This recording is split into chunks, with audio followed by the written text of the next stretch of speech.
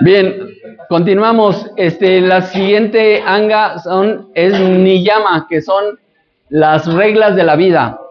Y la primera de ellas es sausha, que es la claridad. O sea, lo que yo vengo a hacer aquí con mi mejor intención y mi mejor esfuerzo es de ser lo más claro posible.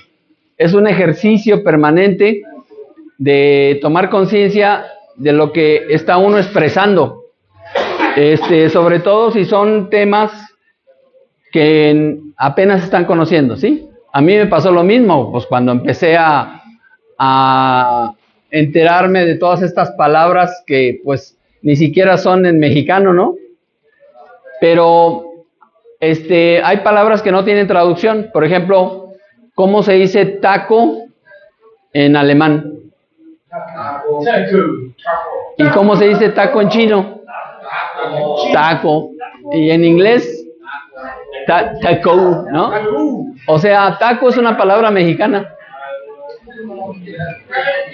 Quesadilla, pues es mexicana, ¿no? El carajo no, es más europeo. Porque el carajo es una canastilla que traía el mástil, el palo mayor de las embarcaciones, en donde se ponían los vigías. Y entonces cuando a ras de cubierta se portaba mal a alguien, lo mandaban al carajo. O sea, no es una majadería o una mala palabra, ¿sí? Es más, ni mandar a la chingada es una mala palabra. La chingada es la quinta de AMLO allá en Tabasco. Así se llama. Así se llama la quinta. En Macuspana, Tabasco, se llama la chingada. Así que si nos mandan a la chingada, es allá en Tabasco. ¿Ok? Ahora, si alguien se quiere ir más lejos, pues es su decisión. Yo digo que eso es como las llamadas a misa. O sea, el que quiere va y el que no, pues no. Y ya. Pues seguramente. Yo creo que más bien dijo que somos unos hijos. No hijos. Hijos. Somos hijos permanentes, del Malinchín, el laberinto de la soledad. En el laberinto de la soledad. Seguramente no estaba tan equivocado. Yo digo que hay unos más que otros, pero bueno. Entonces, regresando a lo que es, gracias a lo que es niyama, o sea, en general son las reglas de la vida. Sausha, la claridad. El maestro de la Ferrier dice, niyama es el nombre dado en yoga a estos reglamentos que naturalmente principian por esta purificación tanto interna como externa que el ser humano debe observar. En primer lugar, la purificación interna, es decir, su estado de espíritu, no podrá ser correctamente dirigido sin antes haber realizado la unidad de todas las cosas en un mundo que gira en diversas tonalidades, suscitando reinos llamados mineral, vegetal, animal, humano y suprahumano. La destrucción de uno u otro de estos reinos sería provocar un desequilibrio en lo infinitamente grande. Si en lugar de concentrar su energía en la destrucción, el ser humano pensara en lo constructivo, desde hace mucho tiempo nuestro mundo podría haber sido reintegrado en la beatitud original. Recuerden que beatitud significa santidad. Y luego le pone entre paréntesis, me expreso así para permanecer dentro del marco teológico. Es decir, regresando a lo que les dije al principio, el que crea que el Cristo vino a salvarlo de sus pecados personales, no, vino a salvar al mundo, porque este mundo chafeó. Bueno, no el mundo, sino que fue arrastrado. Cuentan la historia, esotérica por supuesto, que hubo una rebelión. Un ser se puso a las patadas con Sansón y no estuvo dispuesto a adorar al Creador. Y entonces se rebeló. Se conoce como la rebelión de Lucifer. Es que si checamos la rebelión de Lucifer, el libro, y vemos el libro de Durantia, Es el mismo. Es la fuente. no es el mismo, Es la fuente. Es la fuente y es supuestamente viene del adventismo del séptimo día, que es una especie de cristianos, por medio de canalizaciones. Sí, lo que pasa es que JJ Benítez, el autor del libro, pues él se inspiró en el libro de Durantia para hacer sus novelas. JJ Benítez fue el que escribió Caballo de Troya. Cuando salió el primer libro, Caballo de Troya 1 y 2, eso fue, yo lo conocí en el año 1990 y entonces estaba yo recién divorciadito de la primera, así que andaba en una crisis económica y tenía necesidad de un par de zapatos nuevos. Así que en ese año junté yo 60 pesos, ya hay inflación, ¿no? Para comprarme unos zapatos. Y entonces con los 60 pesos me dirigí a la zapatería y caminé por el centro de la plaza de armas de la ciudad de Coatzacoalcos, Veracruz, y había una feria de libro y vi el libro Caballo de Troya 1 y 2 y costaba 60 pesos. ¿Y qué creen que hice? Pues le puse un cartón al zapato para que pudiera yo comprar los libros. Sí, entonces, pues genial la obra, la verdad, en mi opinión. Y luego pues salió el Caballo de Troya 3 y luego el 4 y cuando salió el quinto, en otra librería, en La Tapo, ya seguía, hasta eso sí los cambié, pero bueno, vi un libro que decía, ni romanos ni troyanos, y luego con letras chiquitas decía, investigación de periodistas españoles sobre el plagio de JJ Benítez sobre el libro de Durantia. Y entonces, pues no pude hacer otra cosa más que comprarlo y enterarme de esa investigación. Demandaron a JJ Benítez por plagio, porque todas las historias que cuentan esos libros provienen del libro de Durantia, que es el original. Y entonces, oh decepción, se me rompió el corazón. ¿Y saben qué descubrí? Espérenme, déjenme termino de contar esta historia. ¿Saben qué descubrí? Que un corazón roto es como un imán roto. Cuando se rompe un imán, ahora tienes dos imanes. Así que cuando se rompe un corazón, ahora tienen dos corazones. Si te lo rompen en 1000 pedazos, ahora tienes 1000 corazones. Así que es importante aprender a seguir usándolos. Entonces, después de 3 días de llorar por enterarme del plagio, la mentira, decidí que me vale madres de dónde sacó la historia JJ Benítez. Es genial el tipo. Y tengo hasta el 12, o el 13 ya ni me acuerdo. Y además tengo otros libros de él. ¿Por qué? Pues porque tiene una manera genial de enlazar las historias. Son historias. La información fidedigna supuestamente viene del libro de Durantia. Durantia es un libro que tiene 6000 páginas, es como una Biblia. Y ¿quién lo escribió? ¿Quién sabe? Pero es buena referencia, nada más. Sí, es que yo no soy muy admirador de JJ Benítez, porque nadie es perfecto, porque está la circunstancia de que ¿por qué España? O sea, estoy muy de acuerdo en la rebelión de Lucifer, muy de acuerdo en Francia, en lo que hemos platicado, lo que acabas de plantear, pero ¿por qué España y por qué no otro lugar? Sabiendo que supuestamente todas las circunstancias que tenemos de tiempo Incluso que les llaman... Pero no entiendo tu indicación de que ¿por qué España? Sí, o sea, la rebelión de Lucifer está diciendo, tú vas a salir de España. No.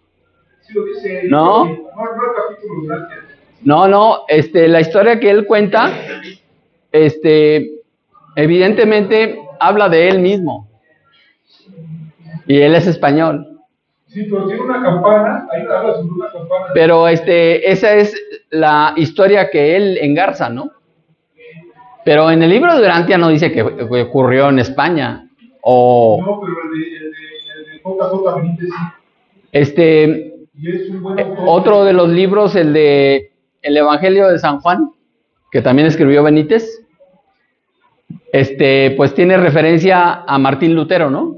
Que Martín Lutero se burlaba de la Iglesia Católica porque decía, es que no puede ser tanta jalada.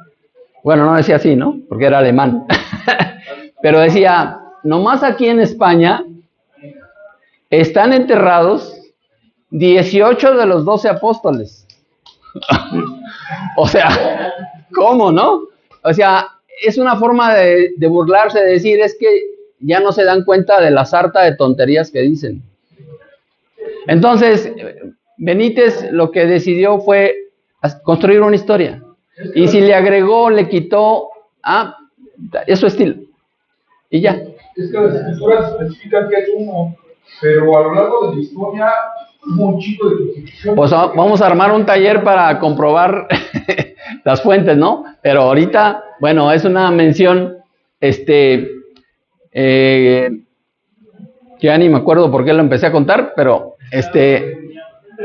sí, el niyama es una enseñanza original y el sausha, que es la primera regla de la vida, es eso. Entonces, cuidado, es como meterse actualmente al Google. O sea, le pones una palabra y salen 50,000 sitios en una fracción de segundo. Entonces, ¿qué? La pregunta es, ¿Google es muy sabio? Tiene mucha información. No es lo mismo, ¿verdad? Tener conocimiento que sabiduría. De hecho, ahorita que avancemos, vamos a ver la diferencia. No es lo mismo el conocimiento que la sabiduría. Y entonces, la práctica de la claridad es importantísima, sobre todo conmigo mismo. Para mí es claro esto. ¿Sí? Bueno, el santosha, que nos suena así como a santidad, ¿no? No tiene nada que ver. Es el contentamiento. El que no está contento con lo que tiene, está sufriendo permanentemente con lo que no tiene. Y entonces ahí entra lo que decía Buda, el principio del sufrimiento es el deseo. Como mañana empieza el signo del toro, y la siguiente semana, el día 23, es decir, el próximo martes, va a ser luna llena del signo del toro, es la luna del Buda, y por eso lo estoy mencionando. Vamos a hablar de eso después, pero si alguien siempre está deseando algo, está concentrado en la carencia. La autora de La Doctrina Secreta, Madame Blavatsky, decía, es importante aprender a manejar el deseo. El deseo es algo natural, pero es importante que aprendas a dejarlo pasar. Cuando se le resta importancia al deseo, disminuye su energía y se va apagando. Y surgirá otro deseo. Y otra vez se puede ir apagando. Y luego surgirá otro y otro y otro, y es permanente. ¿Ok? ¿Por qué? Porque es un aspecto inherente a nuestro plano mental. Y como los seres humanos traemos ya en teoría desarrollado el plano mental, pues entonces por supuesto que nunca se queda quieta la mente. Otra falacia de la yoga es que tienes que empezar a poner la mente en blanco, lo cual es prácticamente imposible. Pero lo que sí recomienda la yoga más adelante es empezar a reducir la velocidad de los pensamientos. porque mientras más rápido se muevan, más distracciones. Y entonces de ahí las prácticas de la meditación primero y después la concentración. La siguiente niyama es tapas, que es la disciplina. ¿Qué creen que están haciendo aquí? Pues lo que no hicieron afuera. Nada más que la disciplina voluntaria. Los que tenemos disciplinas en el exterior por libre voluntad son, la neta, los mejores amigos que podamos tener. Nunca me han fallado mis disciplinas. Lo que yo puedo compartirles es que la primera vez que yo pedí aprender yoga, era un dominguito, mediodía, y me dijeron, cuando yo dije, quiero aprender, me dijeron, ¿eres vegetariano? Ya llevaba yo como 2 años. Dijeron, ya respondí que sí. Dijeron, bueno, pues te espero mañana a las 6 de la mañana. Y se dio la media vuelta el instructor y se fue. No me preguntó que si vivía cerca, que si tenía cómo transportarme al lugar en donde iba a hacer la clase. Y entonces, al día siguiente, por primera vez me levanté a las 4 de la mañana para llegar a tiempo a clase a las 6. Y era horario de verano. Así que en realidad eran las 3. Y yo tenía que primero levantarme, pipintarme, popolvearme, un cafecito, bañarme y salir con 45 minutos de tiempo para llegar al lugar en donde iba a hacer la clase. Entré al salón de yoga, faltaba 1 o 2 minutos para las 6 de la mañana y la verdad se le iluminó la cara al instructor.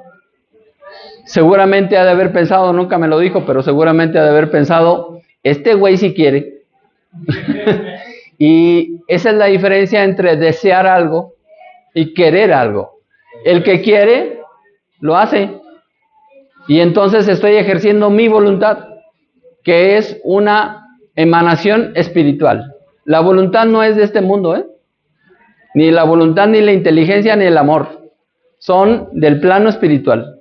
Y precisamente lo que podemos hacer es permitir que bajen y que ejerzan su dominio sobre nosotros, que somos la personalidad que anima a este vehículo. ¿Ok? Entonces, la niyama, la regla de la vida llamada tapas, que es disciplina, es importantísimo. ¿Y por qué? Porque la neta es que a veces no hay ganas. O sea, la motivación, sí. Voy a asistir a práctica porque me gusta jugar fútbol, entonces tengo que ir al entrenamiento. O sea, eso es motivante. Pero la motivación fluctúa y la disciplina es permanente. La disciplina es un ejercicio de voluntad. Así que esto tiene 24 años. Yo me sigo levantando a las 4 de la mañana. Ya no voy a clase ni doy clases, pero yo sigo despertándome a las 4 de la mañana y me levanto. ¿Por qué? Porque yo en mi casa sigo teniendo una práctica de yoga a las 5 de la mañana. Todos los días de lunes a sábado. Y los domingos pues me escupe la cama. O sea, porque ya el hábito se formó. Eso es disciplina. Bueno, el siguiente, Svadhyaya, que es el autoaprendizaje. La neta, están aquí pues porque les asignan una serie de actividades. Yo no sé si hubieran asistido a una conferencia que yo hubiera dado en otro lugar y que de forma voluntaria hubieran asistido. Pero si ustedes tienen interés y ustedes quieren aprender, la verdad es que la herramienta del Google ahora pues es una maravilla. Todas las citas que les he presentado de la obra literaria del Maestre de la Ferrer, los 100 libros ya circulan libres por internet. Desde el 2012 se terminó la cuestión de los derechos de autor y ahora están a la disposición de todo el mundo, todo el que quiera. Ahora, de leerlos a entenderlos, hay una diferencia. Y luego practicarlos, pues ya es otra, ¿no? Y bueno, y a donde quería llegar es a la quinta niyama o regla de la vida, que en sánscrito se llama Ishvara Pranidhana, que es el servicio a un ideal. ¿Cuál es el ideal de aquí? ¿El ideal de esta clínica? ¿Sí? Según el programa de AA, hay dos fases. La primera es la desintoxicación. ¿Y la segunda? ¿Cuál es la primera? La desintoxicación o recuperación. El librarse de la adicción. ¿Pero cuál es la segunda? No. Frío. ¿Quién da más? Saber vivir. Saber vivir. Tibia. ¿Cuál es el ideal del programa de AA? Tibio. Se llama el nivel de sobriedad. A ver otra vez. O sea, por supuesto que se van a desintoxicar. Es más, si no se desintoxican, los desintoxican. Ok. Hasta cambiaron su modo de comer. Aquí es sopa de ajo, o de agua o de ajo, ¿no? De aguantarse o de ajoderse. Es lo que hay. Y ya. No hay comida a la carta. ¿Ok? Pero la neta es que eso no es lo verdaderamente importante. Lo que se visualiza es que cada uno de nosotros alcancemos el estado de sobriedad. ¿Y qué es estar sobrio? Es eso. Equilibrio de emociones. O sea, si alguien realmente se interesa en algo, un asunto superior, se libera de lo demás. Les voy a poner ejemplos. El jugador de béisbol, el de los Yankees, Baby Ruth, le preguntaron un día, señor, ¿cómo le hace para tantos jonrones? En su momento, el siglo pasado, fue el mejor jonronero que hubo. Decía, bueno, es que yo cuando bateo, quiero que la pelota llegue hasta la luna. Y lo único que logro es que se vuele el estadio. Eso es un ideal. O sea, una meta que va a ser inalcanzable. Es como el horizonte. Si ahorita salimos de la clínica y vemos el horizonte a ras de tierra, vamos a ver casas y tal vez veamos un cerrito. Pero si nos trepamos a la azotea, vamos a ver más lejos. Así que el horizonte, es decir, el ideal, se hizo más amplio. Y entonces, si nos trepamos a la Sierra de Guadalupe y vemos el Valle de la Ciudad de México, entonces vamos a ver todavía mucho más, así que se extendió el ideal.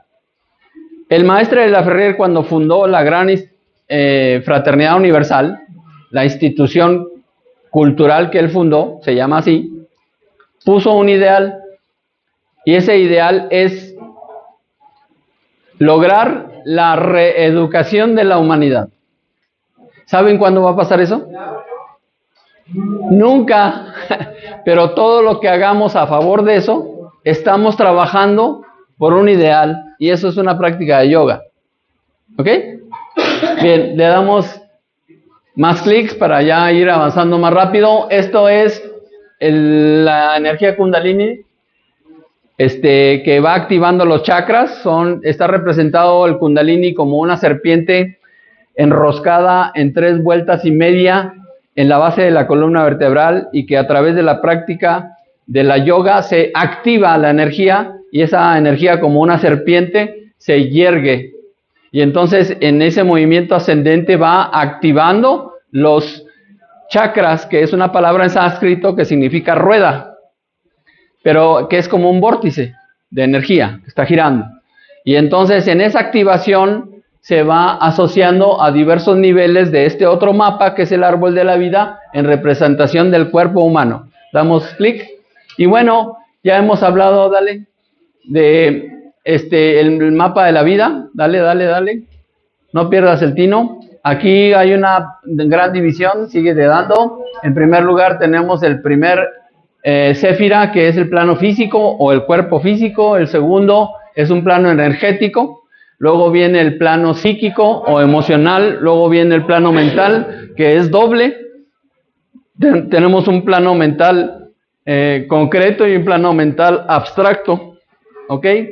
El que se va al extremo, el extremo de lo concreto provoca neurosis y el extremo de lo abstracto provoca psicosis. Entonces, un neurótico es el que se hace castillitos en el aire y un psicótico es el que vive en esos castillitos. Y el psiquiatra es el que le cobra la renta. Más listo, ¿no? Bueno, seguimos. Entonces, a mero arriba tenemos el plano espiritual y luego el plano divino. No es lo mismo lo divino que lo espiritual. Y bueno, la parte de abajo representa el cuerpo físico, luego el cuerpo psíquico, son cuerpos. Cuando cesa la vida orgánica, es decir, cuando exhalamos el último suspiro, siguen vivos el cuerpo psíquico y el cuerpo mental. Si les toca la experiencia de estar presentes en el momento en que una persona cuelga los tenis, sean respetuosos porque ahí está todavía. Y oye y ve, por supuesto. Las personas que han tenido experiencias de muerte clínica relatan que vieron cómo salieron de su cuerpo y vieron desde arriba cómo los médicos los estaban atendiendo. Y la pregunta es, ¿y con qué ojos los estabas viendo? Si se supone que los ojos están en el cuerpo físico, ¿no? Entonces, pues son los ojos psíquicos. Todos los estamos desarrollando, se den cuenta o no. Y entonces imagínense el momento en que por primera vez cerremos los ojos físicos y abramos los ojos psíquicos y veamos todos esos monstruos que fuimos construyendo durante nuestra existencia. ¿Y saben qué es lo peor? Que cualquier monstruo que vean se va a parar frente a ustedes y les va a decir, ¡papá! Claro, son nuestras creaciones. Ok, seguimos. Y entonces, pues tenemos el cuerpo mental, pero encima el alma individual. Lo que nos diferencia como seres humanos es que nosotros tenemos alma individual. Los animales tienen alma colectiva. Es como un panal de abejas. Es un solo ser viviendo en múltiples cuerpos. Hay una abeja reina y todos los demás son obreras. Y la que manda es la reina. Pero nosotros tenemos alma individual a partir de los 7 años de edad. Seguimos. Y bueno, la de mero arriba es el alma divina, que es la chispa de donde venimos todos, es el espíritu que le llamamos. Luego viene el alma espiritual y lo que llamamos personalidad, los cabalistas le llaman el alma animal. Damos la siguiente. Dígiles, dale, no pierdas el tino. Es la misma división. Y ahora vamos a verla de otra forma. Ese es el subconsciente y ese es nuestro cerebro. Entonces, esta imagen que nos la presentó Carl Jung muestra lo que es la mente humana. La parte que sale del agua es la conciencia, que es lo más pequeño. Y lo que está bajo el agua, el subconsciente. Entonces, el subconsciente está asociado al cerebro primitivo o bulbo raquídeo. Y eso está asociado, ¿sale?, al céfira de mero abajo. ¿Ok? Es el instinto. Es el que dice, tengo hambre, tengo sed, quiero cuchiplanchar, tengo sueño, carajo. La trae con lo del carajo, ¿eh? Pero bueno. La otra asociación, eso es una inteligencia orgánica. Con todo respeto a los médicos, pues los médicos curan, pero el cuerpo, la biología, sana. Es una inteligencia orgánica, ¿no? Bueno, el segundo nivel es la inteligencia emocional que proviene de nuestro sistema límbico, que es en donde están las emociones. Quien aprende a dominar sus emociones, por supuesto, que mejora su inteligencia. Tercer nivel viene siendo el plano mental, que como ya dije es doble, entonces tenemos dos asociaciones con dos céfiros, que es la inteligencia concreta y la abstracta. Ok, bueno, seguimos. La siguiente. La de mero arriba es la inteligencia espiritual a la que yo constantemente estoy invitando. 3 herramientas a desarrollar. Número 1, la intuición. Número 2, la visualización o creatividad. Y número 3, la inspiración. Permitirnos captar fuerzas radiantes superiores. ¿Ok? Eso es lo que explica la obra de arte de la música de algunos, o de todos los genios que han plasmado sus obras en este plano. Bien, continuamos. Y bueno, aquí está lo mismo. Y ahora, con mucha imaginación, por supuesto, regrésate. Estas 4 céfiras de abajo es la personalidad y el vehículo. O sea, carne, hueso y un pedazo de pescuezo, el mundo emocional y el plano mental. Y entonces es como si fuera, con mucha imaginación, un cáliz. ¿Dale? Ese es el cáliz. Y entonces, ¿qué hacen en las iglesias con el cáliz? Le ponen una hostia. Nada más que en este esquema hay 2 hostias. Dale un clic. Puede ser una hostia pequeña o una hostia grande. Es decir, esto es una forma de representar el ingreso de una fuerza superior en este recipiente. A esto se le denomina comunión, que es lo que la yoga plantea. Yoga significa unión, pero ¿qué es lo que vamos a unir? Número 1, vamos a unificarnos nosotros mismos, pero en segunda instancia, vamos a unirnos con lo divino.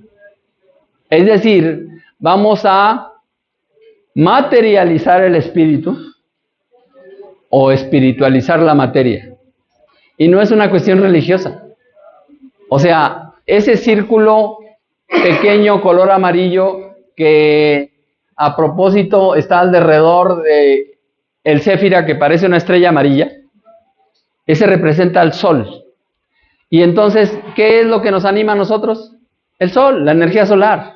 Pero simbólicamente es el Cristo del que empezamos a hablar desde un principio, el Cordero.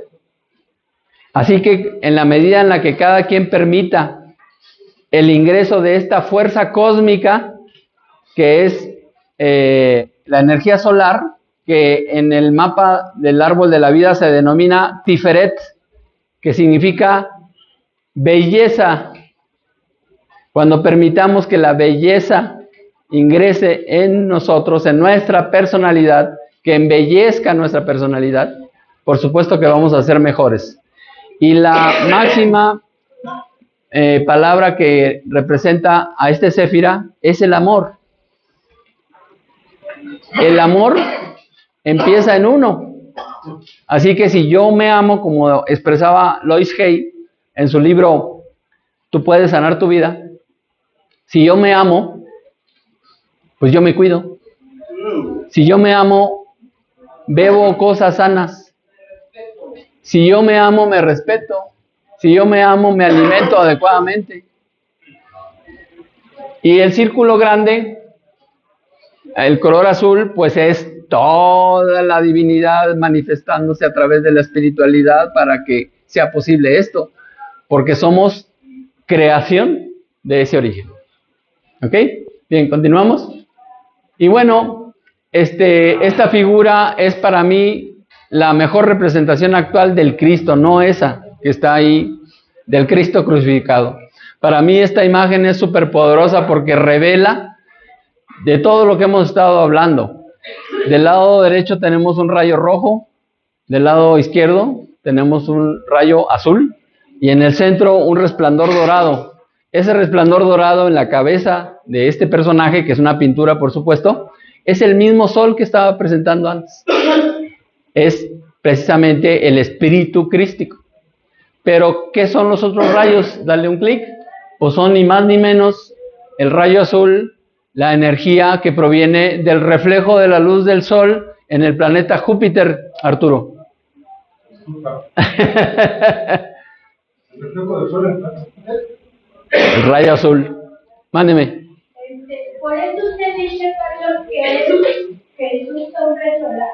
No, yo no lo digo yo. En todos los templos católicos viene la representación JHS, que mucha gente cree que significa Jesucristo, pero que en realidad son las siglas de 3 palabras. Jesus Homo Solis. Jesús, hombre solar. Hombre solar. Entonces no es el mismo del Antiguo Testamento, el mismo Dios del Antiguo Testamento. Claro que no, porque para empezar, Jesús no es Dios. Él se autodenominó, ni siquiera eso, el Hijo del Hombre. Y entonces, ¿quién es el Hijo del Hombre? ¿Cómo me llamo yo? Carlos Paz. ¿Hijo del hombre? ¿Hijo del hombre? No. ¿No saben mi nombre? Mi nombre es Carlos Esteban Ávila Carmona. Pero yo me presento con ustedes como Carlitos Paz. Es un seudónimo. Y es una práctica de despersonalización. Es decir, no es que me vaya a cambiar el nombre ante las autoridades civiles, ¿no? O sea, mi licencia de conducir, mi INE, tienen mi nombre, ¿sí? Esteban, a veces Dido y a veces Dolero. Andan medio lentos, pero bueno. Entonces, es una práctica de despersonalización. O sea, en la imagen anterior les dije, esto es la personalidad. Eso es lo más terrenal que existe. Y es el resultado de la cultura que hemos recibido. Pero, por ejemplo, Alejandro Jodorowsky dice, el nombre que tienes es el que te pusieron tus padres. Pero es como si le hubieran puesto eso al nombre de un perro. Él mismo dice, Alejandro, ¿no? Entonces, Alejandro Jodorowsky dice que también ya se cambió el nombre. Dice que él ya no es Alejandro, ahora es Acercandro. Así dice, es un genio el tipo, ¿verdad? Pero bueno, entonces yo hago esa práctica personal de despersonalización. ¿Por qué? Porque esto que estoy haciendo es un servicio impersonal. O sea, no es un negocio, pues. ¿Me explico? ¿Por qué? Porque toda esta información a mí me la regalaron. Y ahora yo la comparto. ¿Sí? Yo me dedico a otras cosas. Y lo de Carlitos es porque para mí Carlitos es una caricia que recuerda mi casi perfecta infancia. Y entonces yo apoyo eso. Y este nuevo niño, yo le llamo también Carlitos, y es mi hijo. Es el hijo de este hombre. Es lo mismo que hizo el maestro Jesús. El maestro Jesús no se llamaba Jesús cuando nació. El niño que nace en el pesebre se llamaba Emanuel. Se le aparece el arcángel Gabriel a María y le dice, tendrás un hijo al que pondrás por nombre Emanuel, que significa Dios entre nosotros. Y entonces el niño Emanuel vive con sus padres hasta los 12 años y luego a los 12 años se va a estudiar a las escuelas de los Reyes Magos. O sea, fue a estudiar yoga, fue a estudiar astrología y fue a estudiar magia.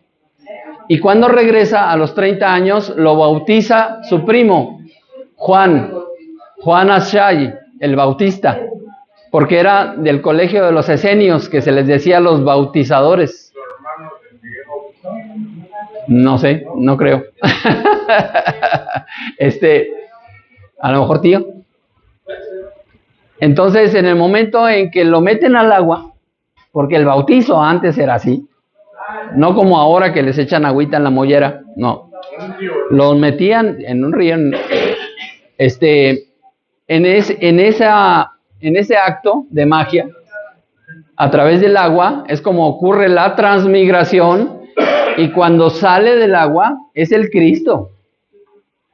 Y entonces cambia su nombre y es Jesus o Yesu.